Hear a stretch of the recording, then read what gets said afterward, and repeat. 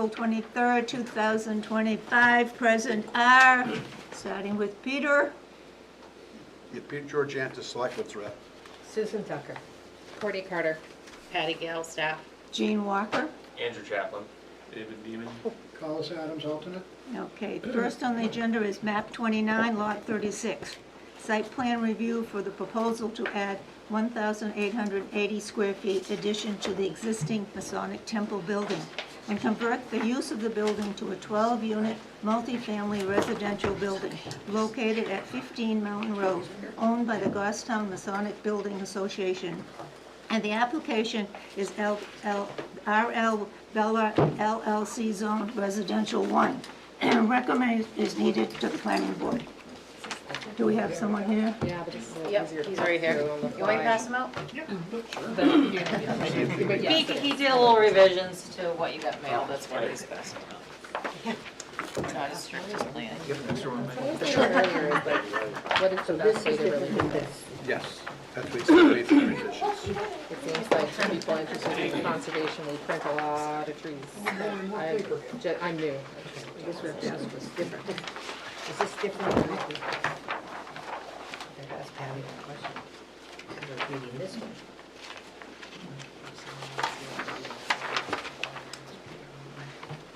Patty, is this new one different than what we got in the mail?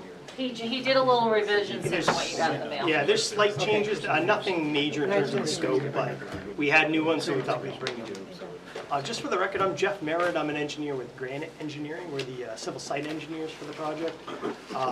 Attorney Drescher here on the far right, the applicant here, and potentially the future owner of the Masonic Lodge. I know the commission remembers this project, or I think they would. We were here kind of at a conceptual level back in, I guess it was January. It was January, yeah. And we were talking with the board about our intentions for the property. It was a project that proposed to change the use of the property from the Masonic Temple to a multifamily project. And at the time, we needed a series of variances, a number of variances in order to make the project viable. So we were really before the board at a conceptual level, telling you, this is how we would develop the project. One of the variances we needed was to work within the surface water buffer, that first 50 feet of the buffer. And after talking with the commission gave a favorable recommendation to the ZBA. We went forward with the ZBA process, we received our variances, and then we have since designed the site. And then true to our word, we're back tonight to show you the final design and hopefully get a recommendation from you folks to go to the planning board. So I'll run through the project again, just to give you a refresher there. I passed out, or Patty passed out, some revised plans. They are substantially similar to the large plans you have there, so if you want to look at those, that's fine, it doesn't really matter. I put some color to the half-size plan that was just printed out so you could kind of follow along. And it's the same as the plan set that I have up here. So if you flip the cover, there's a survey plan. This is the existing conditions plan of the property as it exists today. Everybody knows where this is. Mountain Road here is to the west, and then Knoll Crest is at the top of the sheet right here. The blue outline is the property boundary. That's about 3/4 of an acre of land area. And then our south property is the center line of Whittlebrook. So you can see that thin wetland line or brook line to the south. That's our south property line. And then these two green lines on the property are projections of the edge of the brook.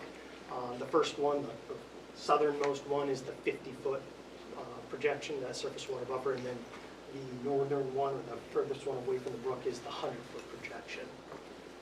And then you can see on the plan that obviously the property's developed. There's a single building on it. That's the temple building that you see there, that nice brick building that's on the property. And then the gray areas that I've highlighted here, that just shows the kind of the extent of the pavement in and around the area.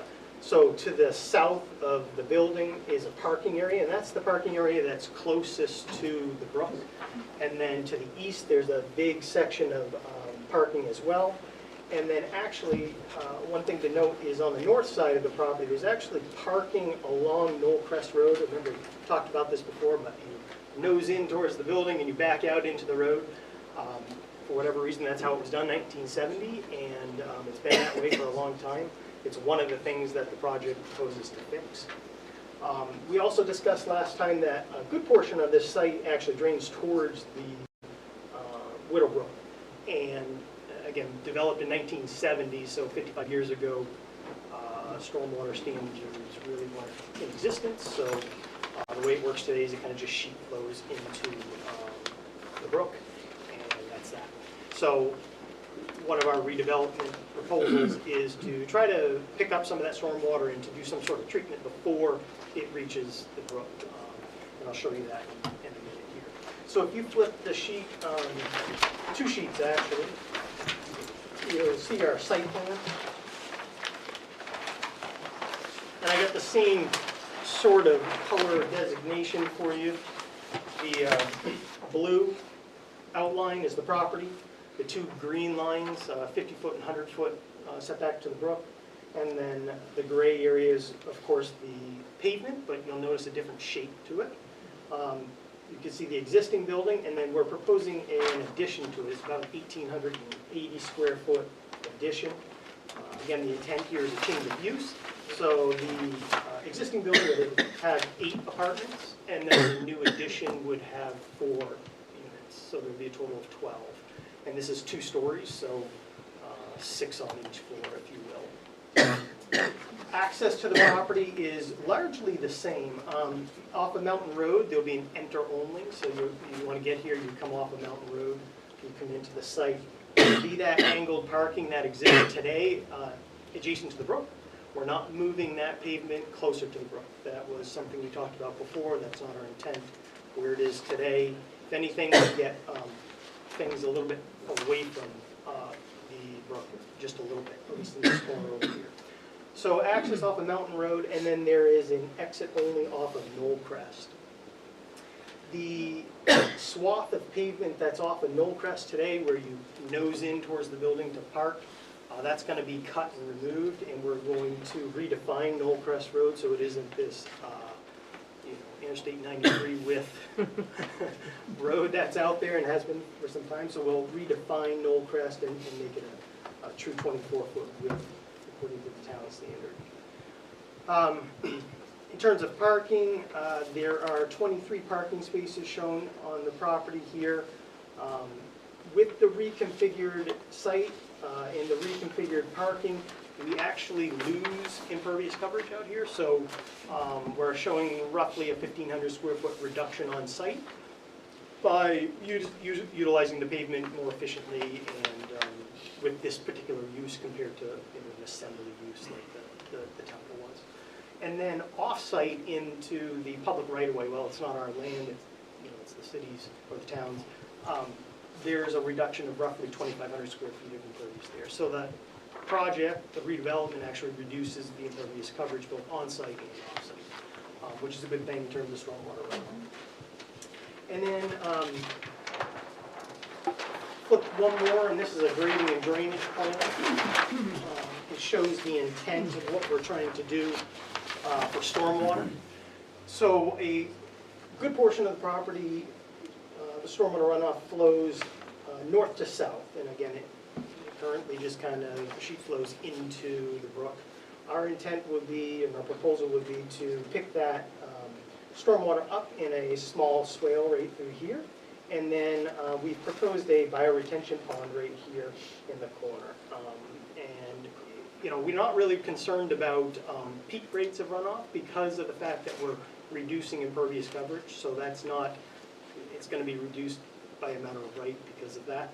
This is more of an attempt to do some sort of treatment where none exists today. So there's a bioretention pond there. You folks know what that is. That's a filtration BMP.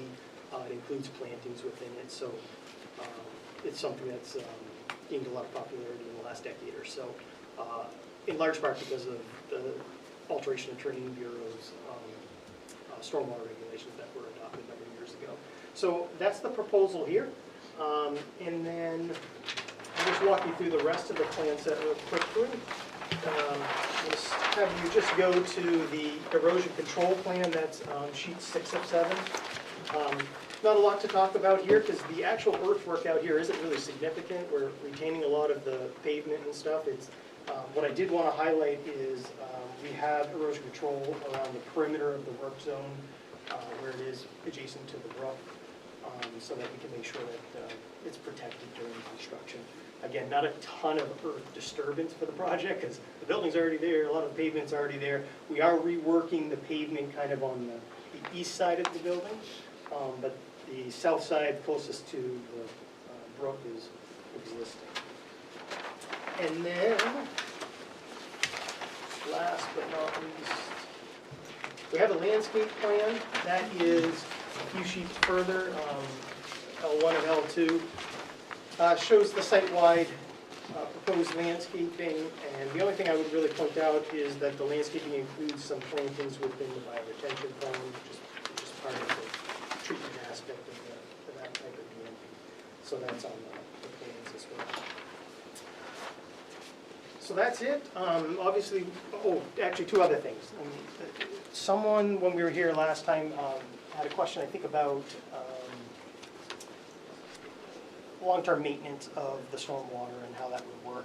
So there's a few things that we've done. One is this, the town has a standard drainage maintenance agreement that runs with the land. It's something, the owner has to record something that says that they're going to maintain it in accordance with the design and the stormwater manual. So we've prepared that. That's been submitted to the town for review and to DPW. So that will be part of this project. And then as part of the stormwater the stormwater report that we did, we developed a inspection and maintenance program for the best management practices that we're proposing here. So that kind of runs with the project as well. There's some requirements to check the drawdown time of this after certain size storms and those kind of things. Very standard industry-wide, but it is part of the project. And I think I don't remember who it was last time. Someone had a question on that. Jane, she's not here. Okay, well, if anybody's thinking like Jane, then that's the answer to it. And that's about it. I'm certainly happy to answer any question. Ray, the applicant's here as well. He's going to own and operate this facility. And we'd be happy to try to answer any questions that the commission has. Anybody have any questions? Susan? Since we're on the planting page, we've all been aware of trying to use native plants, and I'm looking at some of them, recognizing some of the plants that are native plants, but I just would like to make that comment that where it is applicable, that we could be using native plants as opposed to other things. Yeah, we're not opposed to that. So we had a landscape architect prepare the plan. If you have specific recommendations, I'm happy to bring them back to the landscape architect. She specified, there's different sort of planting going on here. There's some outside the stormwater area that are typical, and those can be substituted as needed. The stuff within the bioretention area is just stuff that has to be a little bit water tolerant, as you know. So happy to work with the commission on that. That's certainly. Just a comment, so when we're actually coming right down to the, what is actually going to be planned, if we could try to do To the native extent we can, plants, if applicable, We'd be happy. within the site. Any other? Yes, Courtney? Just kind of a question. So I see it, we're abutting lot 35. There's a plan for fencing there. There is. And I see, that's where the proposed snow storage is. But then when I look over to the south side abutting lot 37, where we're now, that's where the brook is. I just want to understand, is there a plan to also have a fence there to prevent like detritus and trash that might fall out of people's cars from getting into the brook? And would there be like any way to prevent them from piling snow there? Because I'm just thinking even good tenants are going to accidentally, inadvertently leave trash around, or it's going to blow out of the dumpster. So I'm just curious what kind of barrier might be in place between that part of the parking lot and the brook to help prevent anything from ending up in there that shouldn't. So we don't have a fence proposed there. The fence that we were proposing adjacent to lot 35 was for screening purposes. We were trying to block some headlights and stuff like that. We hadn't proposed to fence basically the edge of the brook there. There is a gap between where the parking is and the brook, and what we're proposing to do in that area is actually put a depression so that we can pick up the stormwater and convey it to the bioretention area. So there would be some sort of, small earth barrier, if you will. Yeah. Could that be something too that we could revisit with the landscape architect perhaps to suggest a hedge or some other, I'm just thinking something to prevent. Yeah, I mean, we weren't looking to clear that right to the edge of the brook. We were trying, what's out there, I mean, it's got some thicker undergrowth. Okay. So like we're not trying to whack it clean, we're trying to kind of work in the area that's more. So it's not just like grass down to the Exactly, brook. right, Okay. right. There's still some plantings in there. So like, for us to plant anything, you probably have to have us clear it all out and then replant it. In my opinion, I thought it would be better to kind of leave what was there, to the extent we're gonna work within the area we have to grade, and then everything else we were trying to leave, as opposed to take it down and replant. To not disturb the Don't water. disturb what's there. Yeah, exactly. Because if there's a good natural barrier there, then yeah. It's pretty Add decent. to, yeah. And it's good for stabilization and that kind of stuff. Like that area, it's quite stable, so, there's no significant erosion, that kind of stuff. So we'd rather not take too much of it down. Any other questions? No, I was just saying, so it looks like there are two entrances in the new section. So I'm assuming there's like a hall and the apartments are off of that? Is that, Yeah, so the main entrance off of Mountain Road still is there. It's probably more of an entrance formality for looks than anything, but technically it is. So the entrances for, that we think the tenants would use are off of this blue area in the new addition. And they're on the sides, you go in, and there's access to both floors. Yep. Anyone else? So one of the other things that we need to do is, so we recommend the granting of the variance for the impacts to the inner buffer, but they're also impacting the outer buffer, so we need to make a recommendation on granting relief for the impacts to the outer buffer to the planning board as well. That's one of the requirements in the zoning ordinance.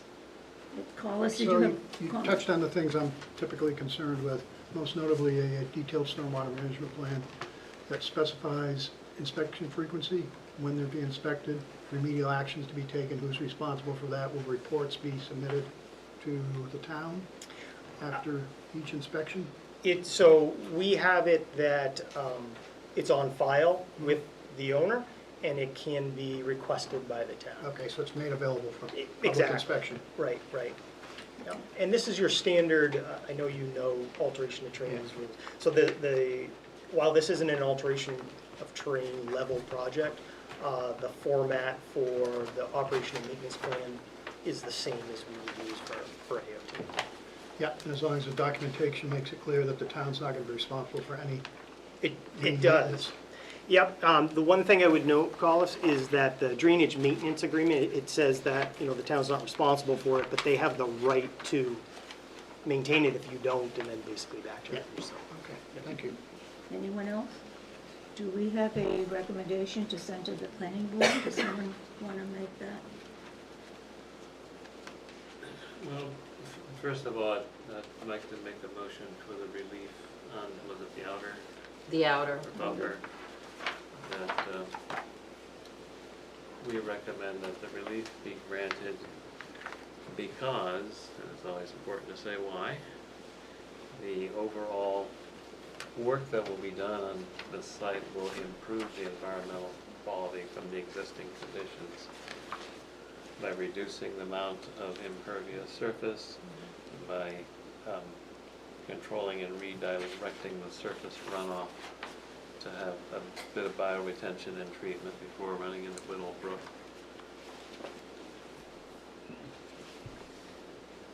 Do you want to vote on the other one first? I'll second that. All those in favor? Which alternates are voting? Have we identified, do we need? yeah, you need to appoint one of the alternates. Yeah, I'd be happy to. Collis. Yep, I'll second the motion. All second. Okay. All those in favor? Andrew already had seconded it. That's what I was thinking. You'd already had him down. We'll get you next time, Collis. Okey-dokey. Go. Looking forward to it. Those in favor? Aye. Opposed? Abstaining? Okay. Now we need a motion for the, Any comments to go to? is Collis doing that one? Do you want to make the other motion, Collis? Did you get enough notes, Patty? So I don't have to go through Like, all the of it? stormwater, you recommend the stormwater management Yeah. plan with inspections available to the town if needed. Yes. They do have the Native drainage mains. plantings, And the native plantings, right? Native Yep. plantings. native plantings, stormwater. Did we discuss snow storage, or was, I think we did during the conceptual, Yeah. did we? I didn't think they really hit on the snow storage and the conceptual, on that. I know the planning board's been looking at the snow storage. And I Okay, think if they can't yeah, store it on site, they're gonna remove it. they did cover that, actually, I was at a planning board meeting where that was pretty thoroughly covered. Yeah. Understatement, was that thoroughly? It was thorough. It was thorough. So just basically our recommendations are the native plantings and the stormwater management. Management. Okay, do we have a second on that one? To call us, you motion? Sure. Collis made the motion. Yep. Second, Susan second. All those in favor? Aye. Opposed? Abstaining? Okay, thank you. We appreciate it. Thank you Thank very much. Next we have Matt's. We can keep them, I'll keep them for planning. I was just gonna say, you can, So he's bringing me them tomorrow. That's right, I can collect them back. You can collect I'll them, collect collect them those back, back. you can write on them. We didn't mark them up. Thank you, guys. Dave, We saved the tree. Reduce reuse. you wanna? For now. Save the paper. I'll just get it back to you tomorrow. Yeah, you, well, I need one for the file record. Thank you. Great. And then you don't have to copy them again.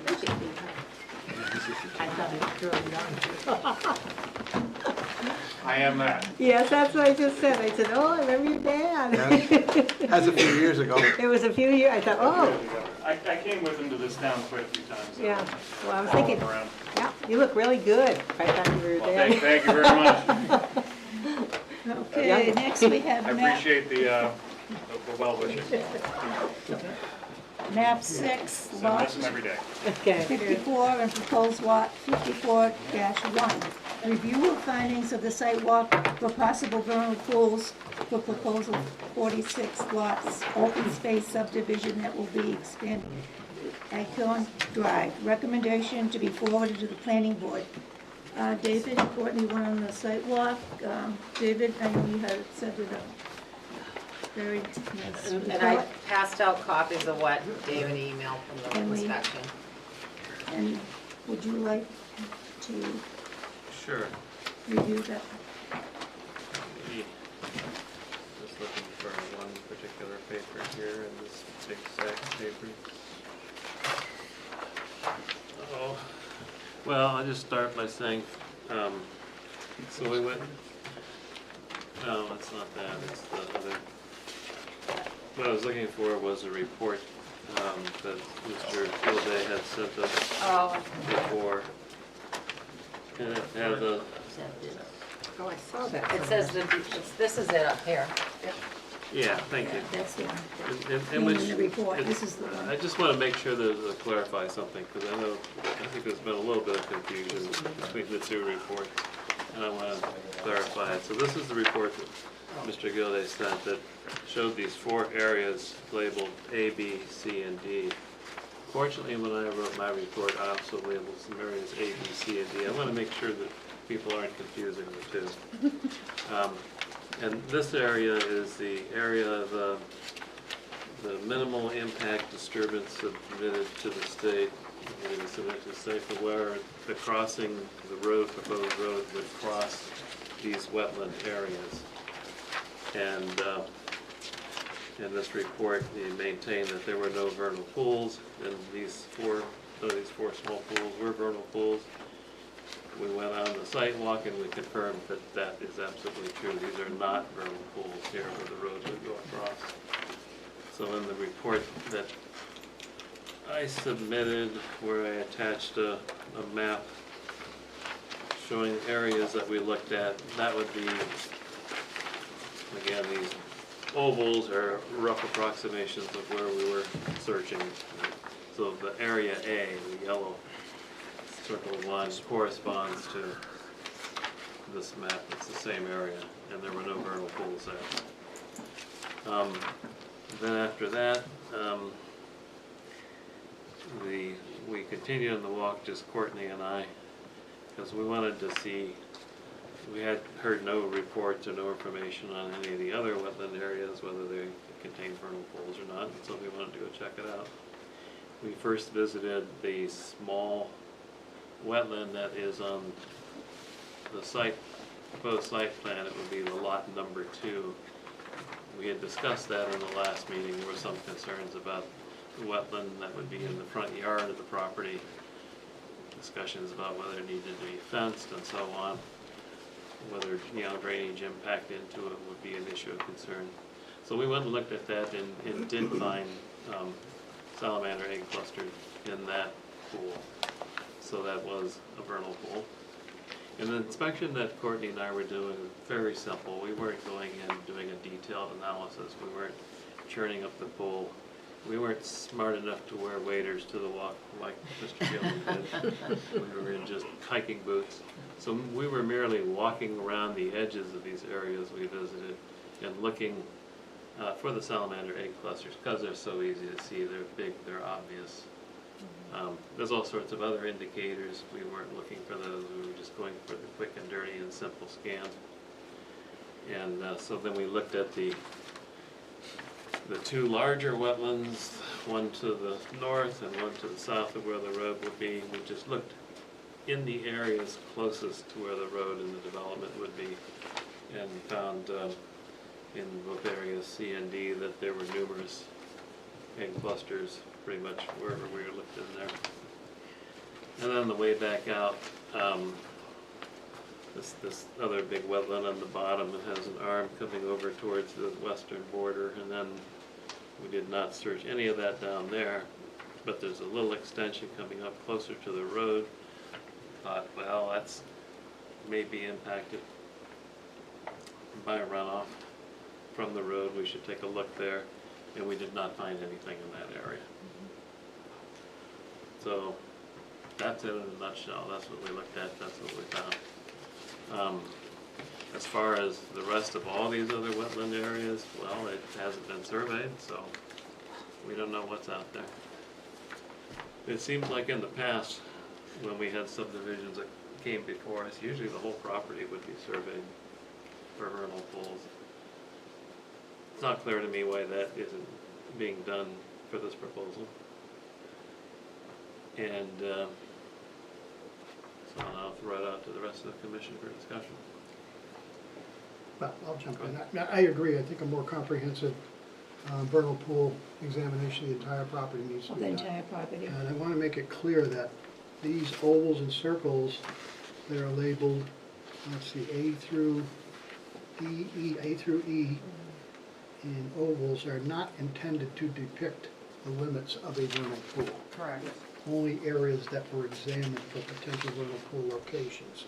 And that's important to understand because clearly there's some vernal pools out there. I mean, there's some very prominent egg masses out there. In fact, there's sort of a complex of vernal pools out there. And when you get complexes like this, it becomes more important because these species, these salamanders and frogs, travel between the vernal pools during their life cycle.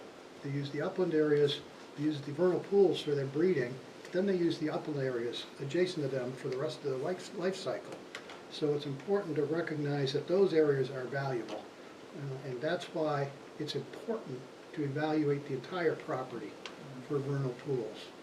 And to just add on to that, you know, the section of the proposed road between C and D, that section is lower and was actually very wet, like where that path is going through was wet, probably from rainwater or like recent melt. It's not a stream or anything like that, but so I think, you know, we've talked before about how between C and D, yes, the road would kind of come through at that high point, so that we're not worried about water flowing from one to the other.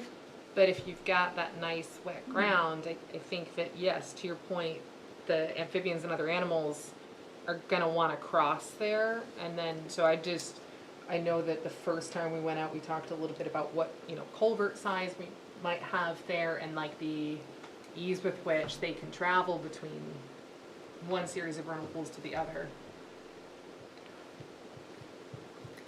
Yeah, and I know none of this is foreign to Bruce.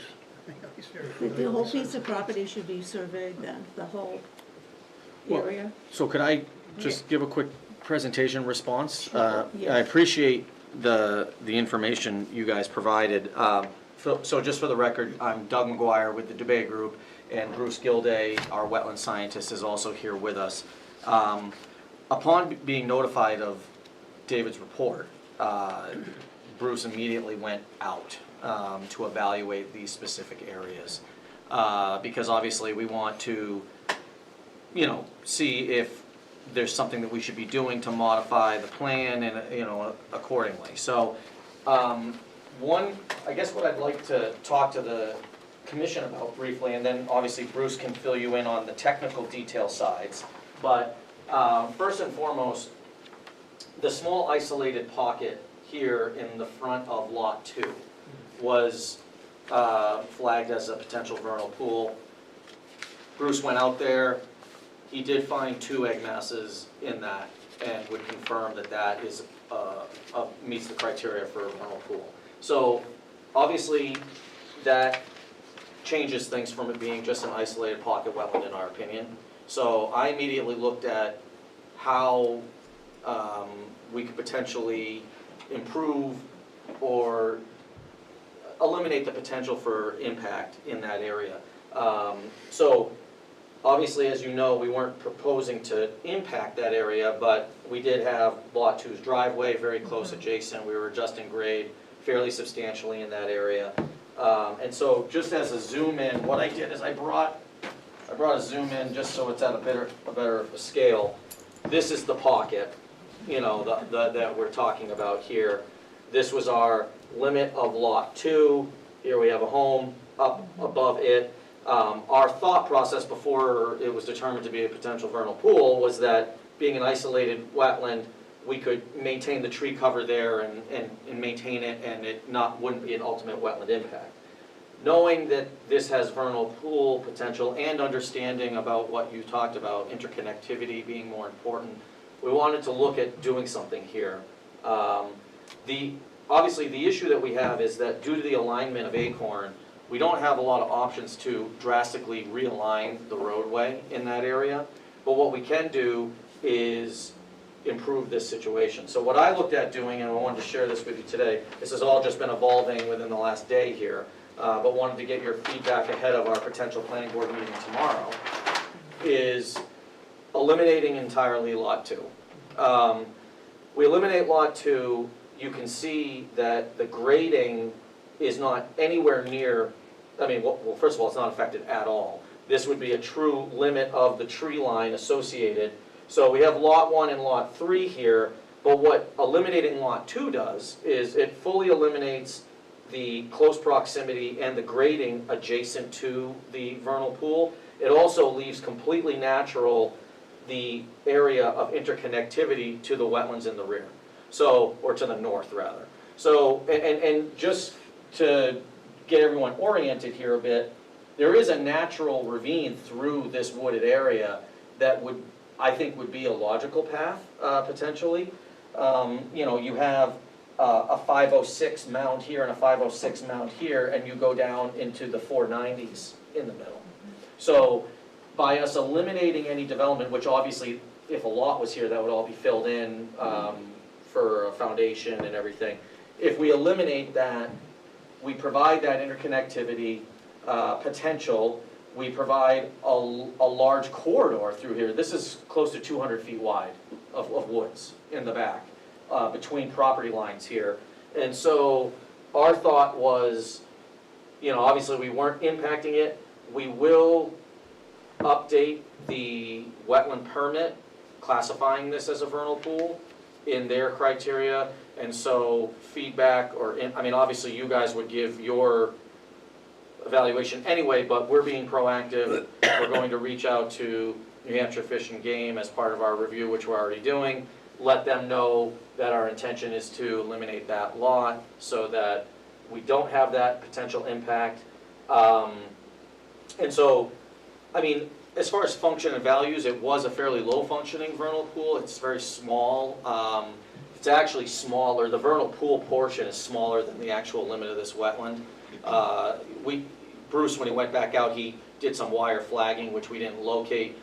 We don't probably even need to necessarily locate it because we're not proposing to impact it for a square footage or anything like that. So, but just so you know, the actual physical pool is smaller than even the limit of that. And having and he can speak more to the technical indicators. He did do the full vernal pool evaluation, but there wasn't a ton of egg masses in there, so it was a fairly lower functioning vernal pool. But not to say that it doesn't still have value and the potential connectivity. Also, eliminating any grading impacts for the driveway eliminates any potential impact for the natural overflow of the vernal pool. Not that there really was a defined overflow, but just the natural grade all the way around its surrounding is not impacted at this point. So, you know, we wanted to share this with the commission because obviously we want the commission to know that we take that seriously. If this was providing a level of comfort to you and you were supportive of this, I would present this relatively minor change to the board, the planning board, and say that, you know, our intention is for that lot to be eliminated to provide forested area through there. Moving on to the other section, Bruce, again, I should go back to this. So, as discussed, oh, you know what? Hold on. I have an overview, sorry. I did bring a third overview. Thought that would probably be helpful. So this is kind of a similar graphic. It's the one that David used, you know, in his little markup. So just to kind of keep apples to apples here. So that lot cut out would remain fully wooded and also interconnected into the overall open space. And so with regards to these potential vernal pools, Bruce did go and evaluate that. He didn't note the species hits that you guys found. It's possible he maybe didn't go deep enough in, but he was concentrating more on the proximity to the edges of the road. He has that in his report. He will be filing an official report not only to Wetlands, Fish and Game, but also to this commission. But either way, I guess our concern was a little bit less on these. I agree with your thought on evaluating and talking about the interconnectivity. We can talk about that a little specifically. But these areas are fully, entirely in the open space. And so, you know, in the protected area that I understand that you guys are working towards, you know, maintaining and acquiring. So our hope is that with this newfound information all coming out in the last day or two here, that this update eases some concerns about this one, and this one is particularly, you know, was being particularly potentially impacted, at least as far as the vernal pool goes. These ones I don't really see, even if they are there, if those are really an issue besides the connectivity piece. And to just touch on that quickly, I can go to what we had there just so we can talk about that intelligently. I can go right to our grading sheet in that area just to see what we had there, because I don't remember right off the top of my head. So we have this as a, oh, okay, yeah, I mean, I don't know if maybe we updated this after we talked, but I mean, it is a 24-inch RCP. I mean, so as far as sizing goes, for something that doesn't need any hydraulic capacity, I mean, that's a pretty decent corridor through the, you know, through that area, interconnecting these two these 2 points through the high point. But again, I mean, the wetlands, this one's 100 feet away from the edge, and this one's 50 from the edge of any wet, you know, where we're crossing through. So I think, you know, obviously, we need to work a roadway through this area. We have the restriction of how we're coming in off of Acorn. We have, obviously, the restriction of hitting the upland, and I think we split the uprights pretty well on where we crossed here, as far as hitting the highest point in between these finger areas. It seems like there's more potential ponding in this area than there is in this. This is definitely just a little bit of an isolated finger as it gets into this low space here. But I think, you know, coming through to be able to access this upland, I think we tried to get this in the right location, and so our hope is that, you know, some of these proposed updates, we would have, you know, your support moving forward. We obviously, we've gone through a lot on this project, at least from not only your review, but also engineering and the planning and the well mitigation discussions and all of that. So, you know, obviously, it was a surprise for us to have this piece come up at this point, but we're trying to address it, so. Since, okay, David. Yeah, I'd just like to clarify one point. So the ovals, these are just approximate areas that we were Understood. researching. We didn't have a GPS with us. We weren't taking actual position. And so I don't know how far back in you were, Bruce, on your subsequent visit, and I don't know exactly how far back in we were. We just walked until we found the bodies, and it wouldn't have been at the very delineation of the edge of the wetland. It would have been wherever there was ponded waters, obviously, that you could search in. But I will say, and Courtney can verify, the C and D areas, in the B area, like you, we only found 2 clusters. But in the C and D areas, they were very abundant. Every time we'd walk around a bend, we'd find another 5, 6. I mean, they were very abundant. And I would say C more so than D, if my Yeah, memory but- serves. But once we get into C, there were better, more well-covered sort of pockets of ponding, whereas D was a little thinner. And that's actually then where I think we circled, again, you're right, we didn't have a GPS. I think we walked around this part because we got to where it was almost sort of dried up. It was just like wet ground with a little bridge, we'll call it that, over that section. But this seemed to have a lot more life, a lot more activity. The one to the north? Seeded, yes. Okay. Yeah. We did not get it's very dense in there too, so we didn't get as far back in either. There's a as lot possible. there's certainly a lot, you know, we have very accurate topography in here because we're using LiDAR topo for that.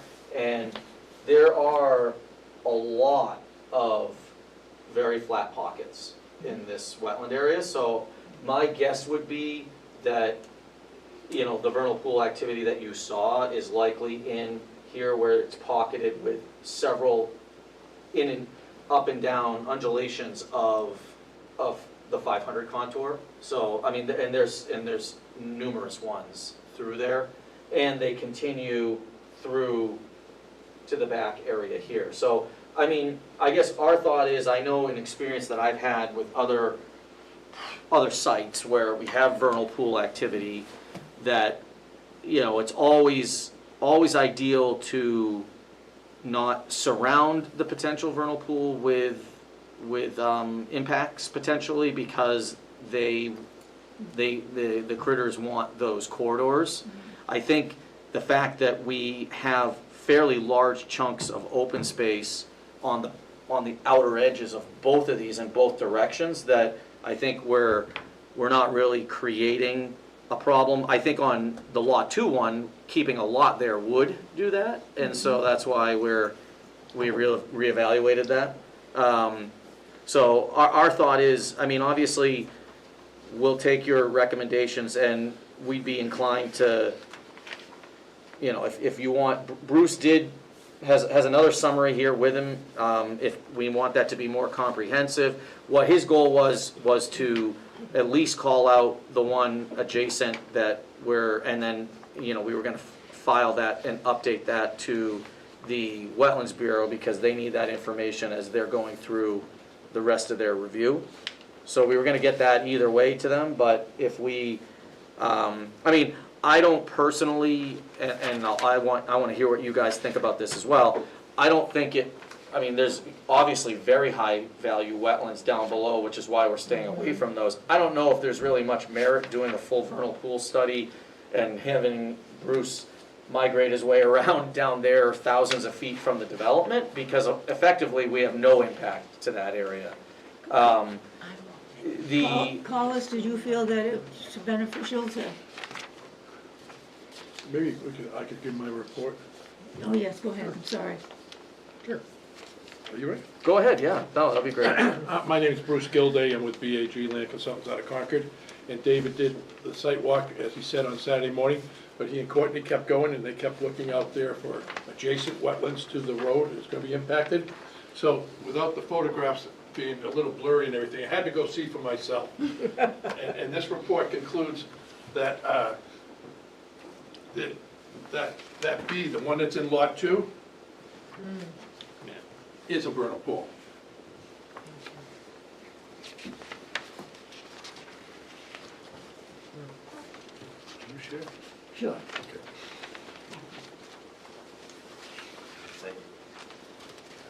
First thing I did was I called the DES reviewer, Jessica Schultz, and told her that we had this new thing, this vernal pool that was discovered. And she said, identify it on the plan, and I think Doug has shown it as being labeled as a vernal pool. So, Well, and I'll update that through the whole set. yeah, and so it's bold-faced, it stands right out. And then I started thinking, I'm saying, you got secondary impacts when you got this grading going on too close, and we should really look at it. And Doug put his problem-solving engineering mind to work and created a buffer so that the habitat that's there, and it's all oaks, as you saw, all forested, it all stays intact. So that's the terrestrial, and it's also in the open space.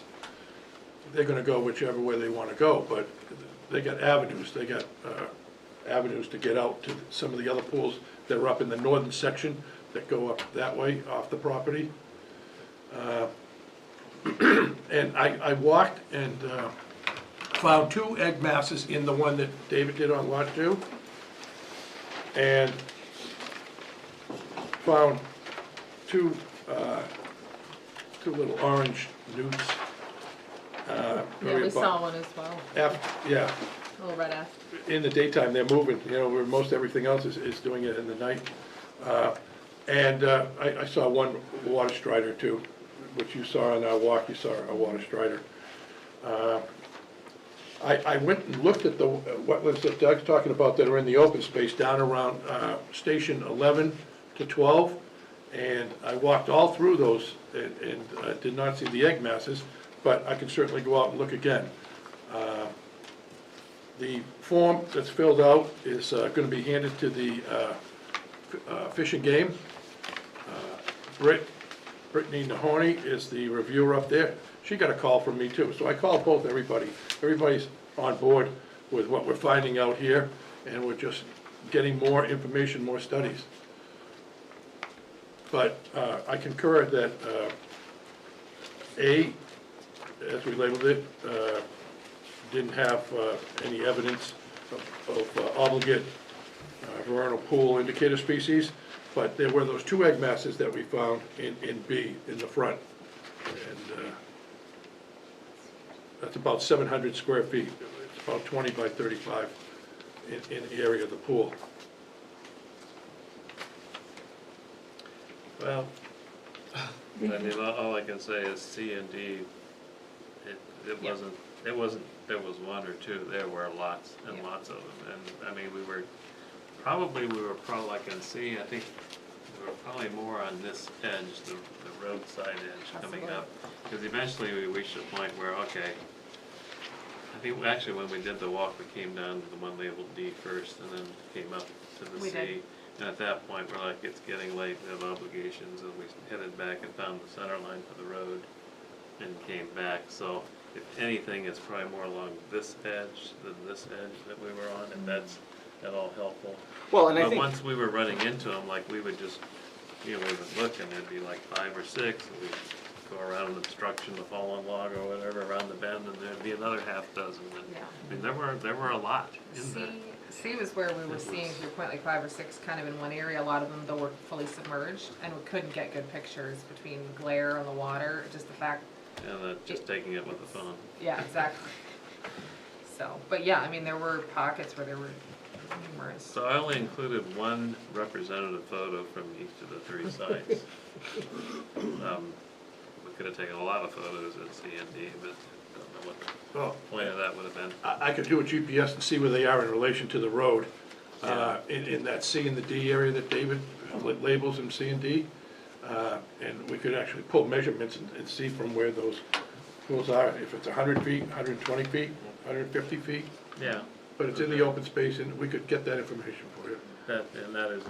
that's an answer. I don't know how far they were from the road, so, yeah, that would be so good. I guess my question to the commission would be, because, I mean, if we need to have Bruce go out and redocument those, we can have him pin flag them, I can have my survey crew pick those up, we can get those on, and then, because obviously, as you've seen this before, there'll be a wetland pocket like this delineated, and then there'll be a subsection that would be classified as the vernal pool. And we can get that information on these plans. I think what my bigger goal or concern, or what I was hoping to get from the commission today, because obviously the planning board values your input on every project. I think they're fairly comfortable with the rest of the project from what they kind of spoke about at our last meeting. It was really the focus of doing this additional work with you guys, getting that site walk in to, I know we originally were focusing on the crossing point, but here we are, so that doesn't matter.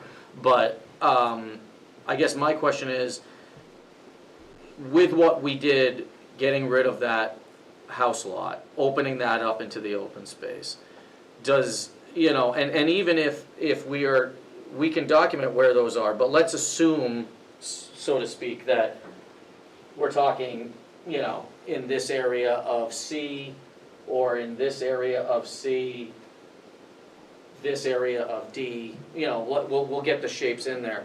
But I guess my question is that, do you feel, as long as we're going through the right process and eliminating lot 2, that, you can continue to be potentially supportive of this project moving forward to the next steps? Because, again, I don't really see how we could do much more on avoidance and minimization in working through, that connection. That's our Acorn Drive's our access, our frontage. We had a very small impact. We managed to avoid the impact to what we thought was a small wetland, which is actually a vernal pool, so even better that we can avoid that impact. But we can open up that corridor. So I guess that's my question is, I'd like to get your feedback and see if, if your recommendation is, get rid of 2, and we want Bruce to go out and document those additional pools and provide you with a full report, we're happy to do that. But, I'd like to try to take next steps with the planning board if I can. So that's where. Well, Go ahead, Susan. Oh, well, I commend you for eliminating that Yeah, no, I lot. That think is you have to great. do it, yeah. The only question I had was, I'm not a wetland scientist, we got Bruce here. It was for providing connectivity between what was mode C and D under the road, and you were talking about, it now shows a 24? 24-inch diameter, our reinforced concrete. Okay, so to Bruce, who is the expert, is this logical? Is this big enough? Is this something the It's the state would? preferred way. When I talked to the Fish and Game, Okay, and I was talking to Doborowski, and she said minimum 24-inch That's for the turtles, okay? So we have Blanding's turtles that are gonna be migrating in here too. They're gonna jump in that pool and eat those 2 egg masses for lunch. But at the same time, now we got salamanders out there and other vernal pool characteristics. But the vernal pool diameter that they want for the critters to get through is 24-inch minimum. Doug's provided that. The reinforced concrete allows the rough surface to gather some silt and Moss, whatever. moss Yeah. or Right. Make a nice slime, roadway. some slime like, so they can grab on as they're going. The salamanders, but it doesn't bother turtles, they just go right through it, but that's pretty well. Okay, And that's so- that was my question, the recommend, if that was 24 the is- recommended. it is, That is, yeah. okay. So sometimes with these crossing scenarios, and I don't know much about this, but sometimes there's like guards or barriers that will run along the edge of the road to funnel them towards the crossing point. So they'll be, I don't know, I know they use that with turtles. I've seen installations of that for Blandings and others, although turtles can do some pretty amazing climbing, so I'm always a little skeptical. As far as salamanders go, especially with the, with the bull salamanders, I don't know how well they climb, whether if that type of a barrier makes sense for so them they or don't all not. end up squished? Well, I can say that Fish and Game is getting a lot more detailed, and this, not just on this project, but in general, with certain provisions that they're requesting, and we are embracing them, even though some of them were a little crazy to me at first, but I'm understanding it, I'm learning myself. So essentially what we'll be doing is, when we do silt fence barriers, we do that for sedimentation purposes. Right. But they're now utilizing those as potential blocks for keeping the turtles, at least temporarily during construction periods, out of those areas. And then for any inadvertent turtle that may or may not have already gotten through or is getting in, we're putting in these like ramps on the inside only, not on the outside. So they can't get in, but they can get out if they get in, or they were already in there and we missed them or something like that. Right. And so, I mean, we're doing some of those type of things as part of construction. I know that's not exactly what you're talking about in this particular Yeah, I'm case. thinking but- more of the You're talking at the crossing. The long-term solution. Well, I'm Anything open anything to- that can be done to make the crossing more effective and more efficient, because if they aren't funneled towards the crossing, then the crossing won't help a whole lot of it, just walking on the road and getting squished by the daily traffic. I mean, there's certainly items that we could, because we don't have a water blocking issue, we could use silt socking and make directable berms along the limits of the 50-foot, you know, to kind of V those in. And those can stay, I mean, they will biodegrade over time, but they kind of turn into a natural mound because they end up growing things up through them, and those could be left, and we could do it with silt fence too, but I mean, that's kind of looks like construction, whereas the mounds, we could also do it with just mulch berms, if we want to just do oversized mulch berms and utilize that. I mean, I'm certainly open to kind of fanning those out at 45s or larger angles, just to kind of, because the grade does come up on both sides, so there is a natural low point that they would potentially be, if they were looking to go from A to B, there is a topography easy path through that. So does DES have any guidelines along these can check, barriers, yeah. particularly for salamanders? Because like I said when I started, I'm really not aware of that. It's not an area that I've looked at before. I would guess, I mean, just from my own very limited experience with salamanders, I don't know if they would necessarily stop at a berm and say, hey, I'm not gonna go over Yeah. that, but I'm not convinced the turtles would either.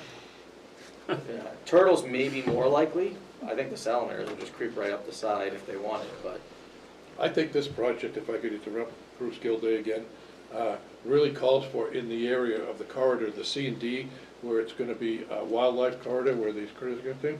A couple of these, I posted these on some of my clients' projects.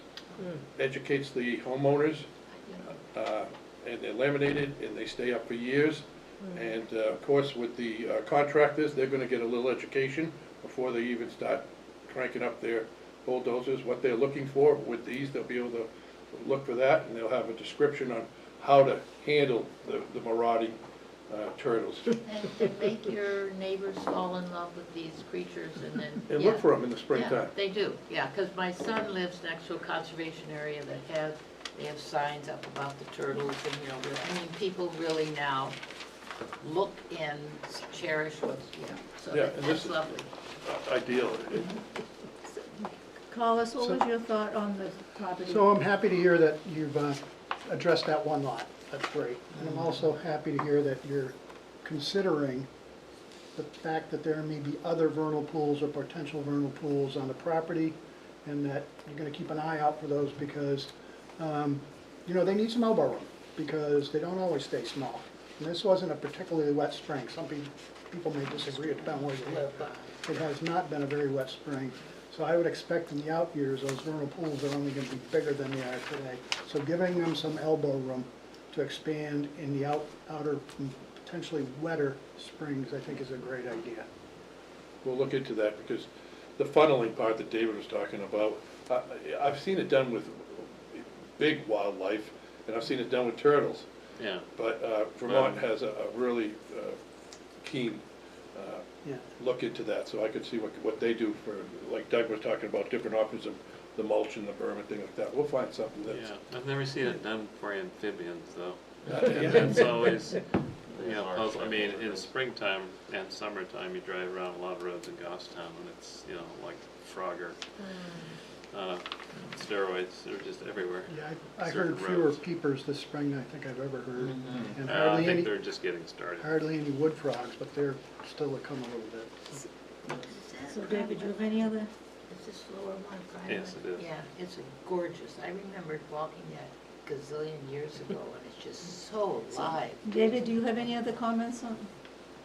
No, that was You and Courtney? the biggest thing I wanted to I mean, I think- explore was how we can do the best we can for that crossing underneath the road.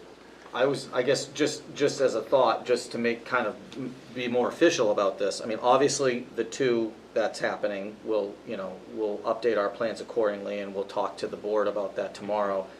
If you guys like Bruce's idea on that, obviously, we're open to that. We can have those be posted, and I can add signage indication on, I'll put that on our plan, and then add the signage indicators on where we are on the site. We can still have Bruce go out and evaluate. I would appreciate if we could potentially, unless you think otherwise, if we should have him do like everywhere, or just, at least focus on those areas that are at least adjacent potentially to the development. Because this is a big site, and we're putting it in permanently restricted open space. So I personally wouldn't be concerned about the areas that are thousands of feet away, but at least the areas adjacent that you guys physically found, we can get that, and we'll lock those in, we'll show those shapes on the plan. I'm not personally concerned about the areas far to the south. But I'm just puzzled because for years, every time we get a subdivision plan, there would be a survey of the entire property, and that seems to have stopped. I'd like to study this area, because Courtney said this sea was very active, and David and Courtney both said both of them, so I say go into this area right here. Do another look at this one right here too, see if there's any more activity in there. But just concentrate my study right in this area right here, which is close to any kind of development and everything. But relatively speaking, I just want to put that as a caveat, because, I mean, as far as development goes, because we had the room to do it, we intentionally, right from the beginning, really tried to keep ourselves out of your buffers and everything, and I think we did a pretty good job of that on this. And so, obviously it was a surprise that we may have a little bit more activity than we thought, but the good news is we kind of proactively were staying away from those areas as much as we could. Right. And- Well, that's why when we did the site walk, or when we had the first, the first sidewalk. When was that? It was It was in the Snow. winter, we Snow, were yeah. walking around with a foot of snow on the ground and. Everything looked great then. Yeah, that's what we said at the time is, I'm sorry, but there is just no way we can No, I evaluate this can't. with a foot of snow on the It's ground. true. We have to do this in the spring, once vernal pool season starts, so I'm not surprised that we found things. This site was evaluated for the proposed development, 10, 15 years ago, I don't even remember when it was now. And at that time, and that was a horrendous development, by the way, I'm glad it didn't occur. This is much better. Yes. At that time, as bad as that proposal was, they completely avoided this corner because they went out and found lots and lots of vernal pools. And unfortunately, Well, I there no was still a longer have crossing those- through there. and unfortunately, I didn't The have the access. records from that, and I had to rely on my memory. And at my age, I don't necessarily always trust my memory, but that's the memory I had, was that that corner of the property had a lot of vernal pools, and it does. So, So do we want to send a recommendation on to the, Yeah, I wanted to. Courtney wanted to say something. I know, yeah, Yeah, and just in relation, I did want to echo that I think it's really great how quickly, you responded by backing out Lot 2, Oh, yeah. to address that. So, Have to. and I, just from the walks we've gone on, I have no doubt that you guys want to do it the right way. Regarding like those sort of funnels, to that crossing point, if you can use, and forgive me if I'm misremembering how you said it, but that's the silk sock that could create that Yeah. biodegradable berm, I don't see harm in trying that. That sounds like a great potential solution. And Bruce, I'm glad that you say you want to get a sense of this whole area, because even if we're not going to necessarily be impacting some of this right now, I think it's smart to know what all is in here, because I think we're just silly not to, I guess, is how else would I put that. But I do think it might be wise, if we can, to try to go out together, just so that we're seeing the same things at the same time, and not, well, you saw this when you went out and 2 weeks later it wasn't there and we saw something different. Right. So to the best of our ability to try to coordinate and go with you. Okay, good, but I'd like to get some more information before, so we have things in our hands, and we can go right. I'm to not it. going tomorrow, sir, so take your time. I personally prefer the bark mulch berms over the silt Okay. socks. Yeah. yeah. Either, just, they both sound minimally impactful in terms of, like, the mulch would also be biodegradable, assuming it's not treated with And something a lot of times nasty, we'll have so. seed source right in Yeah. there. Yeah, the mulch berms definitely naturalize better. Okay, good. The silt socks do okay, and they will, but the netting is biodegradable, but, it takes a while. It does, but it takes a while. Whereas the mulch berm, you would start to probably lose that wasn't a natural feature probably a lot quicker. and even biodegradable meshes can be controversial because they can track organisms. Yeah. I'd like to do the plan when we go out together, but here's the wetland here. I could pinpoint on the plan where the egg masses are, multiples, okay? And get a GPS on those. So inside the wetland complex, we can see where those egg masses are. And so we can go right to them and check them out. Yeah.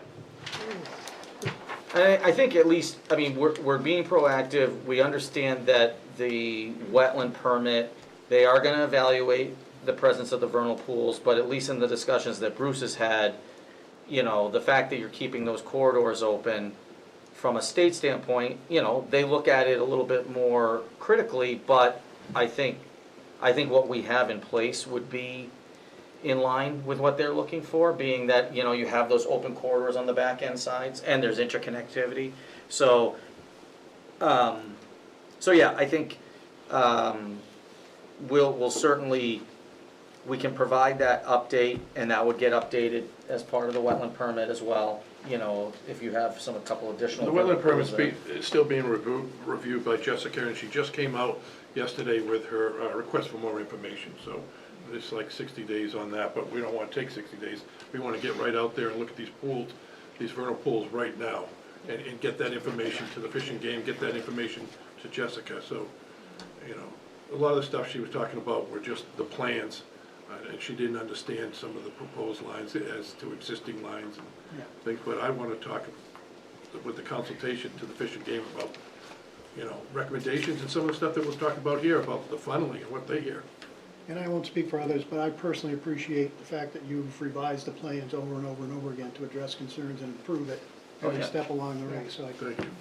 Okay, so we're all set.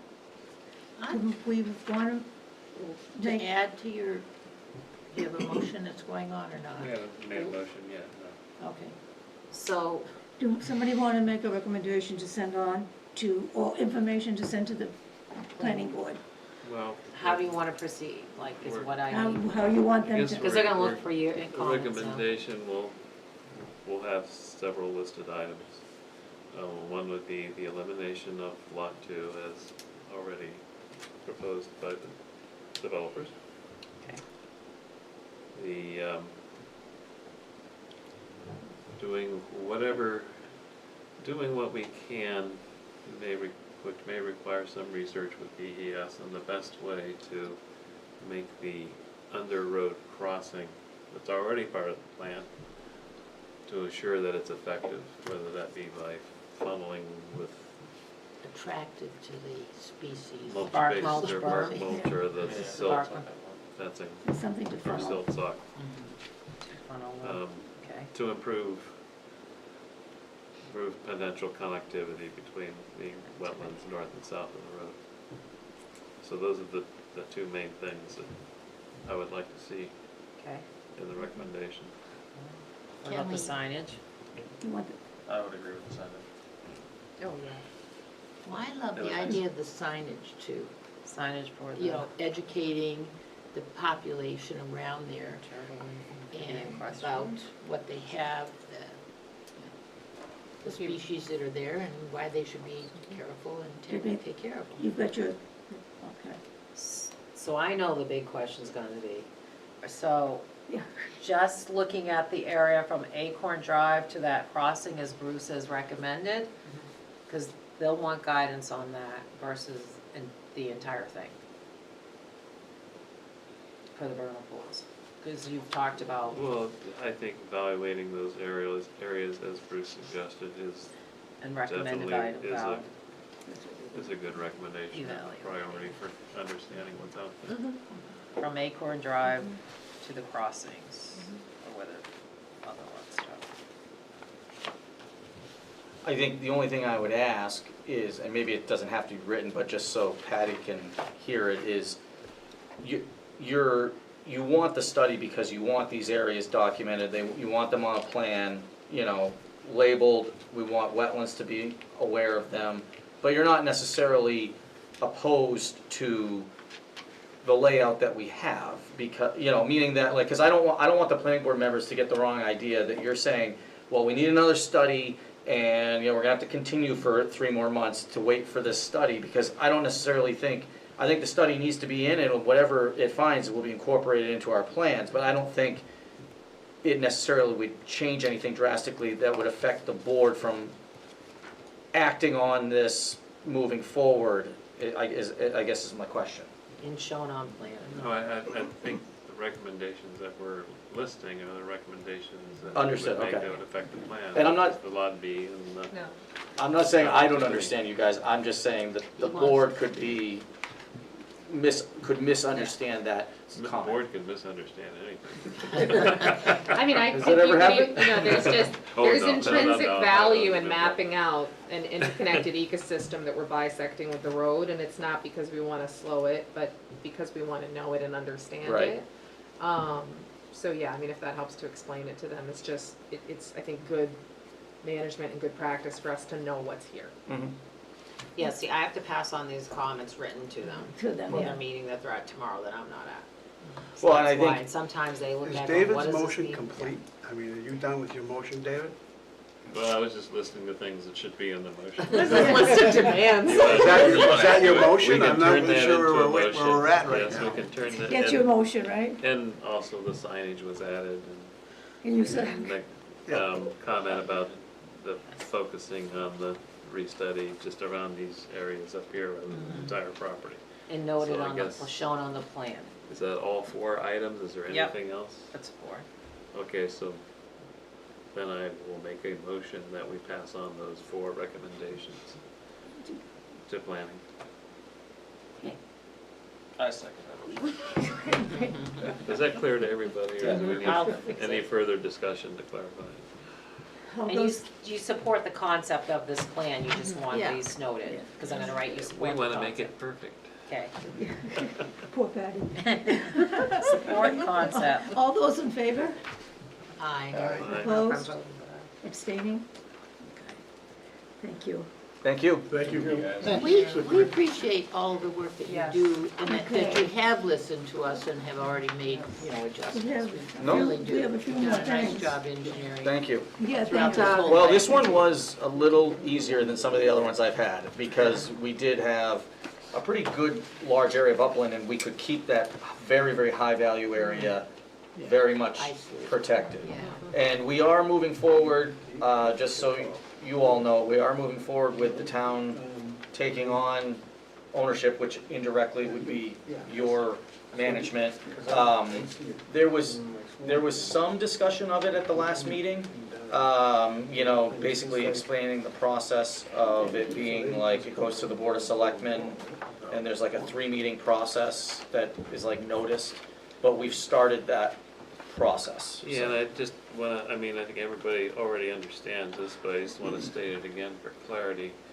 That process, the RSA 4114A process, we've started that, and we're doing that We need to do it. because if this project is approved by the planning board, and with part of that project being that the land would come to the town to be managed by the Conservation Commission, we want to have this process started so that could happen.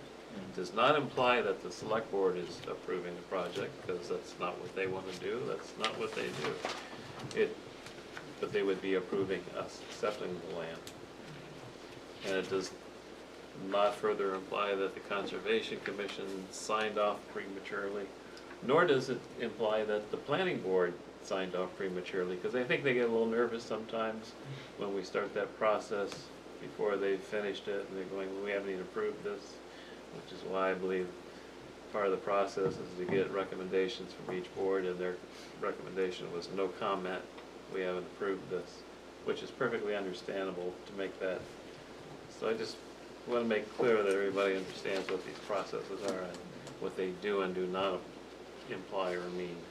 They seemed open to it to me, at least at the board level, is all I can, when I was there last, they were open to that process, so. Right, but Yeah. They didn't say they were approving it or anything. but- sometimes misunderstandings come up, and so I'm just stating probably more than I need to state. Just like I foolishly labeled my spots A, B, C, and D when there was another map labeled A, B, C, and D. Sometimes confusions come up that you don't intend to have occur. Thank you. Thank you. Okay. Doug, do you have an extra plan you can leave me? Did Jake tell you? He was printing it and I had to leave, Okay. and so he said you didn't need it for today, but I could bring it to you tomorrow. Yeah, I need it for the table tomorrow. I will bring it. I think it was because we thought we were getting extra plans, so one day, Okay. I have 2. Yeah, I I need mean, one I can more come for the early table. and just Okay. bring it to you Okay, thanks. tomorrow, like before the meeting. Is that okay, or Yeah, I'm only here to 4. can I give it to, can I just come early before the meeting starts and give it to To like Joanne, Joanne? I can let her know. Okay. All right, thank you. That way I don't have to come all the way over and Unless then you want come to leave me back. the one you have No, because this This- one. on the backside. Well, honestly, the one for the table really isn't gonna matter, because I'm gonna come in with the updated, removing Of the lot, the okay. lot, so I'm gonna be All right. showing that anyway to them, just so they understand, Okay, so. all right. Okay, Nemaskus Lake Association has requested funds for the treatment of the milfoil, and much to be allotted towards the Conservation Commission from our budget. The total that we paid last year was $4,027.50, and they're requesting $13,700 for this year, which half of it they will get from the state. Our budget is less than 10,000. I was thinking maybe 4,000. How much is the Manaski Association contributing? Well, that's, So they come in, this is what we've been quoted, we need, they did get a 50% grant, so if you go half, it would be $6,850. They have not proposed what they're using from their association. so that's why I'm proposing 4,000. Wait, so did they get the grant? They did get the grant, I got confirmation today Gotcha. from, And I'm sorry, how much is the grant amount? well, so they 50%? approve an amount for the treatment, because everything they do, the state has to approve. And so that's the cost, that they came in as the 13,700, so they go half, normally they match half and the town gives half. But we can't always cover it, and our budget is 10,000, but we've already have almost 1,000 out of it for conservation dues. Yeah, and we have, it's the beginning of the season, so. Just- And I didn't know if David had anything planned for stewardship, that he might need money later in the year. So, would people agree to 4,000? Is it that, they think that's, That's reasonable. I mean, that's what I would, it seems that's what it reasonable was to me. last year, and he's paid, what, 4,000, So does somebody 27 want to last year? make a motion for So he went with another 4,000? 4,000, I think that's reasonable. You don't wanna spend all your money, because you already spent, Well, that's what, $900, you're spending $300 a month. right, that's what I was thinking, Whatever. Peter, that, Especially the way the budget got We- hammered this year. Do we need Yeah. a motion? I do need a motion for, Susan made a motion for 4,000. I'll Could second. we have a second on the second? Let's move it on. You can't second, Peter, you don't Yeah. vote. No, you can't. Oh, I thought I voted on this one. Conservation Oh, good. Commission. Conservation. Because we I don't have to be, recommend oh, to that's you. good to know. I can't get hung out to dry. Evelyn seconded. All those in favor? Aye. Aye. Opposed? Abstaining? Okay, we have, David and I both need to be nominated, or voted on for Conservation Commission, For both open space and for conservation. both. We've confirmed that. So moved. Yep. Susan just said, Recommend to the select board the appointment of David Neiman to the Open Space Subcommittee for a 3-year term. well, she forgot to put me there. Call Whatever, us. whatever, it's there. Does David wanna do it? Good question. Doesn't matter. So you were doing Actually- both? Actually, the select board appoints Susan, did you do both? conservation Both. commission members, but Okay. they're. Do we have a second Jane on, and David, do yeah. we have a second on both? For both Right. conservation and open Do we have a space? second? Okay. Am I allowed to second? The voting alternate, No, which I'll- would be, Alice is second the it. voting alternate, right? I can't. Adam.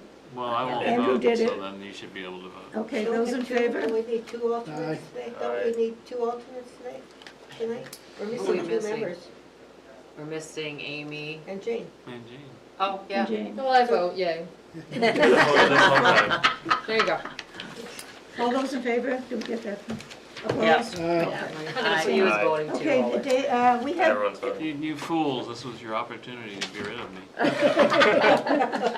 Yeah, but then one of us would have to do it. Don't you see how that's not fun? we have, the stewardship for public and private land that, I think Patty put it in our packet, and we have the information also from the extension from the UNH, for water and maintenance and outdoor that we should take care of, and also a form if people did a site walk or did monitor the conservation property. David's gonna explain all this. Okay. I know. Go ahead, David. Okay, so, we really, we've been talking about stewardship a lot the last few months, but we really need to turn it up a notch and get things done. It's absolutely essential, especially when we're looking at potentially acquiring another piece of land. We gotta get it done, I think for another reason, because when the planning board is asking us to look at the regulations for open space, and I think this is a big concern of theirs as to. Yes. Well, it's a big concern for everybody, and it should be, and we just simply need to do it. Well, that's what I'm saying, that's our I'm backing requirement. you up. That's what I'm A lot of saying. this was in the, So, go ahead, David. this is other things that we need to do, and one of the other things is to update the open space conservation plan. It's 20 years old now. It seriously needs to be updated. And the two are actually, in my mind, parallel activities. So here's what I propose. I propose to start work on updating the open space conservation plan, which in fact, I've already started. And to try to figure out a workable mechanism for this, what I propose to do is I'll go and edit one section at a time, submit that to the commission to review and comment on, so we have a mechanism to move forward. We don't have to do the entire document in one fell swoop, but we can take it one piece at a time. So the place to start, because it's such a pressing concern right now, is with the stewardship. So what I did was I took the stewardship section of our open space plan and expanded it considerably over what was there, because it was very sparse in the existing plan. And these 6 pages which were included was a first draft for the rewrite of that section of the open space plan. So hopefully you all had a chance to look over it and can now provide commentary on it and edits, and we'll go from there. But I want to use the same process to rewrite the entirety of the plan. And certainly invite anyone else who wants to jump in to, rewrite a section, by all means, I would welcome it. But this is a good place to start, so. Does anyone have comments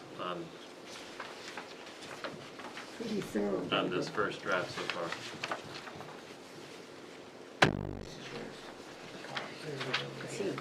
I did read through it, I did not take notes, could not make comments. Does this have to be reviewed by legal? Not to my knowledge. I mean, they don't review the master plan, do they? Well, sometimes when you put something new in place, we always ask to have legal just look it over to make sure we're not stepping on somebody's toes. Well, the answer to your question is, I don't know. We never did that before when we wrote the first plan, and I wasn't aware of it ever being done for the master plan, because ultimately this will be an addendum, excuse me, to the master plan like before. But it's a good question. I don't know.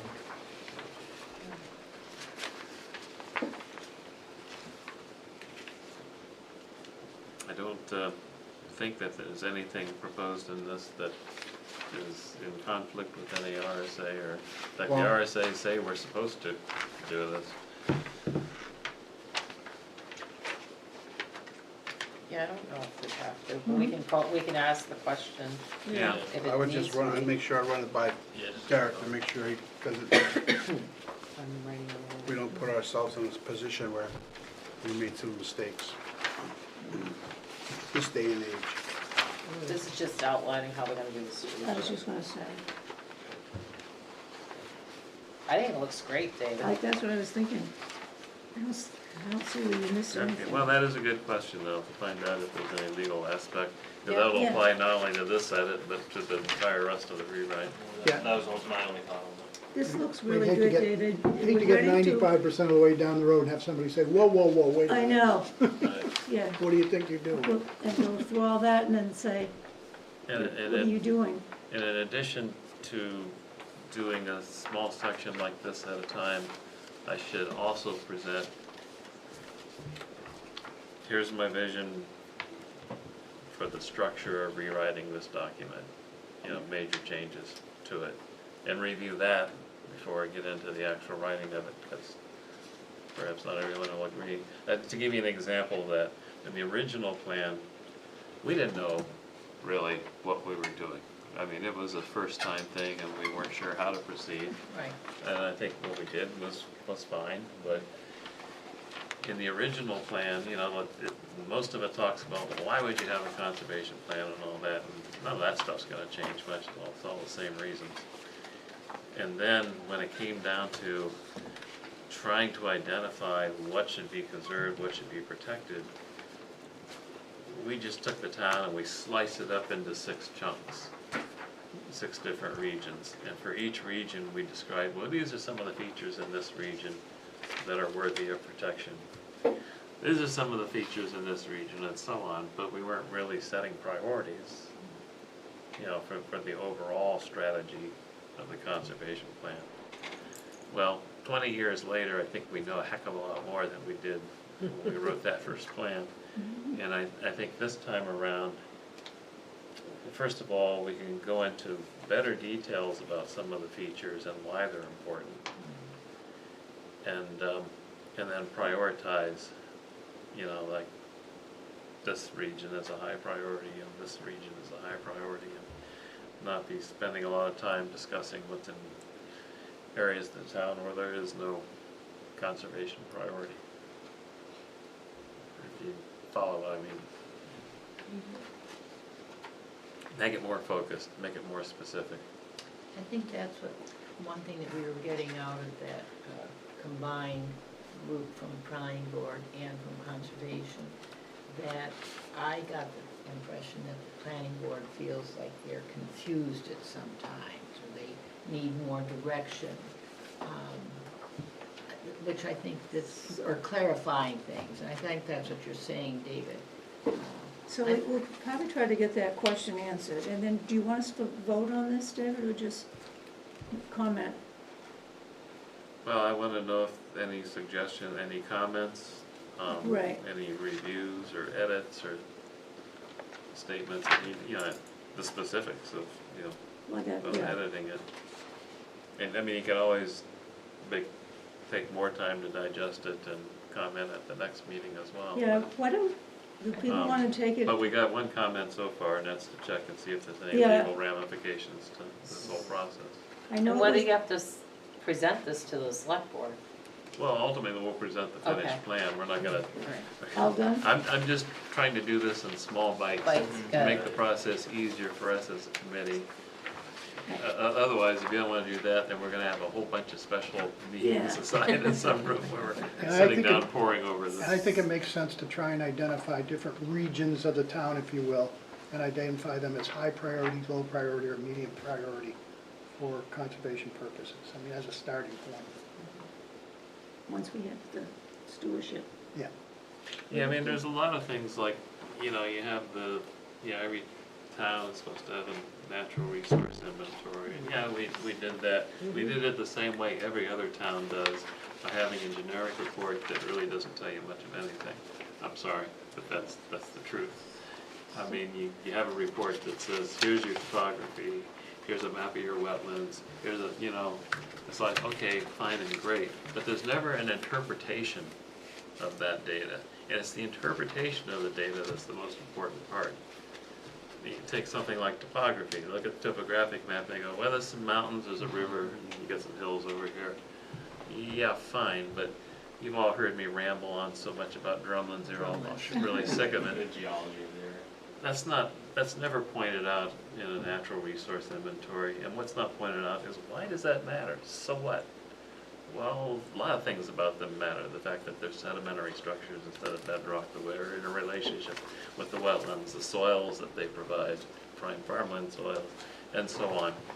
So getting into a little bit more detail about those regions and interpreting the topography, just using topography as an example here, but interpreting it, you get to what really matters and why this area, this particular area on the map is more important from a conservation perspective than this area over here, because you're gonna have to prioritize. You always have to prioritize. If you look on page 2, paragraph 2, that would be the question that I would ask when it says that primary local conservation easement stewardship responsibilities, you know, there's great all the redress of the violations. When the easement ultimately follow landowner, the town has the burden of enforcement on the landowner to take corrective action. Do we have a description what corrective action up to? That's the kind of thing I'm talking about when you're talking about having it reviewed. It's telling you're gonna be a corrective action, but what is it? If the town has it, we do a job and make the homeowner pay for it? Those are the kind of questions that I would have, that would, you know, bring up a question with an attorney would say, well, you really should have some kind of a fee schedule or a penalty schedule or something in there. And that's the kind of questions I always ask when I look at that. So, okay, corrective actions, we've got to make the burden enforcement of the landowners, what's the penalty? How do you do that if it's not spelled out? Yeah. Those are the, Who enforces it? Who enfor- yeah. Yeah, I got it. So are we suggesting that we should all go back and read this very Yes. carefully and then? Also, You didn't read it very and also carefully. in the packet that Patty's had, from UNH, they made copies, so. And they have And those then, and then accessible. come back with, but can we also ask him to go ahead with the next section that he wanted to Well, do? when he So, gets the next one done, he will probably tell us. I'm sure like Collis says, 95% of it's here, So, or Are 99%. we all set? No, we're not all set. So, Oh, set, not upset. so while Set. we're on that topic of stewardship, we've batted around, I think, property monitoring reports in the past and said like, well, here's how PLC does it, here's how so-and-so does it, and, you know, and there's also stuff from UNH Extension. They have a form, which some of us may or may not have seen before. And a lot of towns take the UNH Extension form and derive from that. So, based on that, I threw one together for the town of Goffstown. But I want to point out that this is not like some of the others, because usually they're talking about conservation easements. And I think our first priority is, rather than focusing on conservation easements, which we have not created, but the planning board has,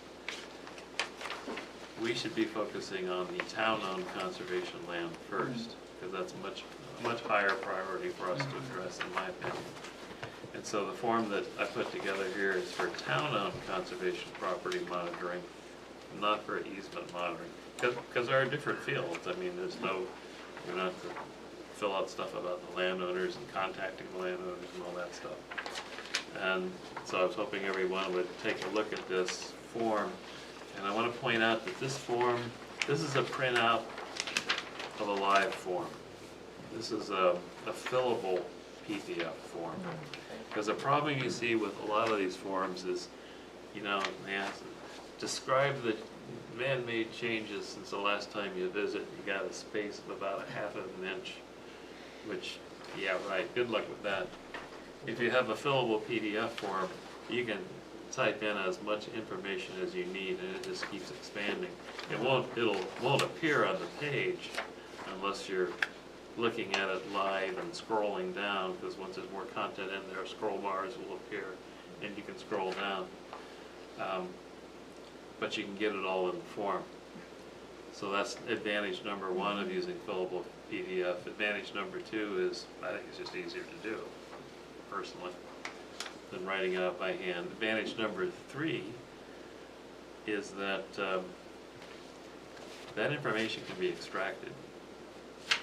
You can write simple scripts or programs that will step through the form, pull all those pieces out to create maybe a more readable report, for one thing. If you have a bunch of information in this text box that goes way down beyond, you can write a program that'll pull that out and make a large printable form that everybody could read. More importantly, if you're storing these documents, if you don't want to store them in a database, you can easily extract it, put it into the database. I don't know. Now we're getting into areas where it would take a lot of cooperation with the town IT department and what they want to do. But if you have the fillable form recorded and stored away on a drive somewhere or a disk, you can always at any time do any of those tricks later.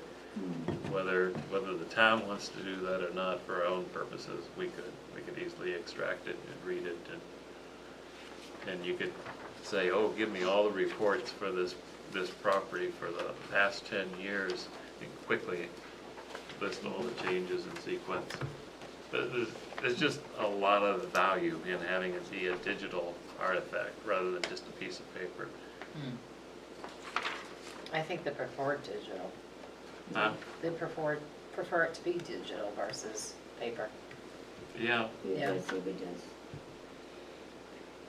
and anything even any regular paper form submitted these days are probably being scanned into a PDF and filed away as a digital document, but in this case, I'm, definitely referring more to it being a fillable Yeah, PDF. definitely something to talk to IT about. I'm wondering if it's something that would work with assessing too. Will somebody check in to see? One of their layers. So I prepared this, and I have not done an extensive amount of testing with it yet, because I wanted to see if there were comments or changes first. Fields you want to omit, fields you want to include, and so on. And again, if you may not have been evaluating it that way, but now that I've asked you to, I'm sure you all will by the next meeting. And, once I'm confident that the changes, that the form has the things on it should have, then I'll look a little bit more closely at testing. And by testing, I mean, what software can you use to actually fill it out? Probably most people have a copy of the Adobe Reader, which is free, and you put that on any computer, and that's where it'll always work the best for the PDF format. But you can also load this form into a browser like Chrome, and you can fill it out and save it. Evelyn and I need a We'll- tutorial, we need We'll a show you. tutorial. you say We need a Okay, I'll show tutorial. you. Can I ask A how We to bring our do my machines report? here. Chrome or Chrome, isn't that the thing on the bumper? I got some students And that that's can a use good point. community service And hours. that's a I'll good see if point, they as could be AI available. continues to evolve, I mean, they'll be able to write these things for Right. us. Right. But there are certain features, and when it's in the Adobe Reader, everything should work. If you're working with it in Chrome or Firefox or some other web browser, most things will work. But like, for example, I could put a tooltip hint, so when you hover over a box, it tells you what you need to put in there, or it describes it a little better. That'll work in Reader, probably won't work in Chrome. Probably work in Firefox though, I mean, it's the details like that. Microsoft Edge. Use Firefox. We're already over there. I'm just saying that there will be some testing that needs to be done to make it work maximally as many places as possible, but I'm not gonna worry about that until We get the to that content of point. the form is defined. You'll be, okay. Call us like now we- sales. This is all much easier than I'm making it sound, I'm just terrible at describing things. It really is simple. Adobe Reader? There's a lot of other help and information from Okay. UNH Cooperative Extension. And, they have these training guides on, how do you monitor conservation easements. Now, a lot of us already know this. Some of us, I know particularly Susan and Evelyn, have worked as easement monitors for PLC or other places. So this is old hat to you. That may not be for everybody, or as new people come on board. So these are really good basic training materials to cover. They cover all the basics pretty well, except they come short in the digital arena. They never talk about GPS. And aren't we all using GPS these days? Or at least most of us, at least some of Until your us. phone dies. And that, the second training guide that they provide is, outdoor skills for conservation volunteers and how you use a compass. Probably the most important thing in here is how do you read the development plan, survey plans, because understanding those little details in the margins are really helpful when you're out in the field. They're a big pain in the butt to carry with you when you're out there, but boy, they sure are helpful when you're trying to find that boundary or whatever.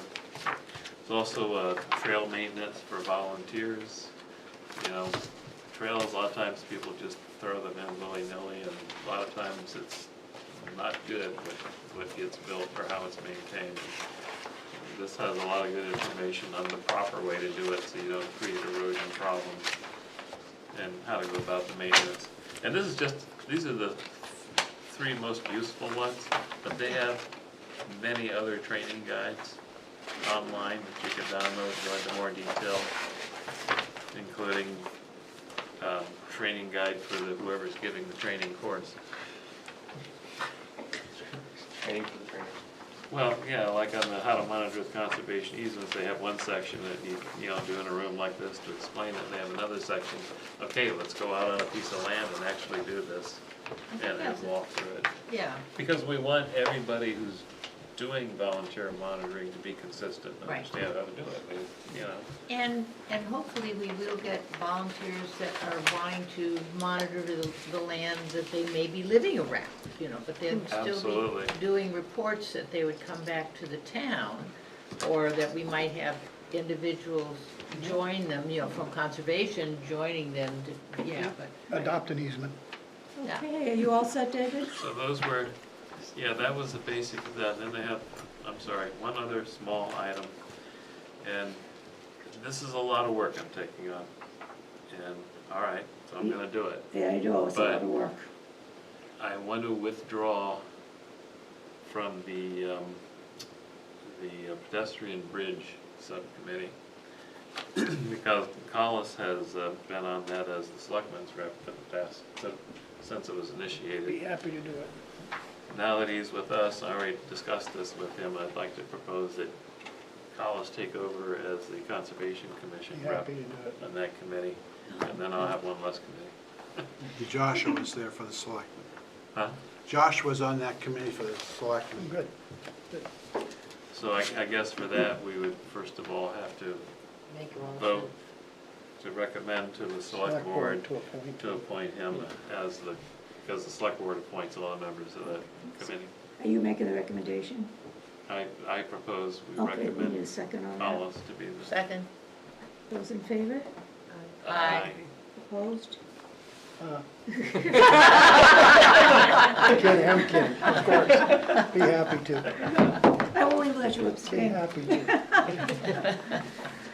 Okay, are we all set now? I don't wanna cut anything short. Yeah, and how about that other? I don't wanna. As long as I'm being replaced, I can give Well, this it. was like a half I'm gonna an keep hour. going. It's like watching a tea kettle that wants to boil, but just won't. Okay, is somebody gonna make a motion to? Susan did. Susan. Second, all those in favor? Aye. Opposed? It's my job to get it. Okay, Actually, they're gonna David, turn thanks the an awful lot. lights off soon.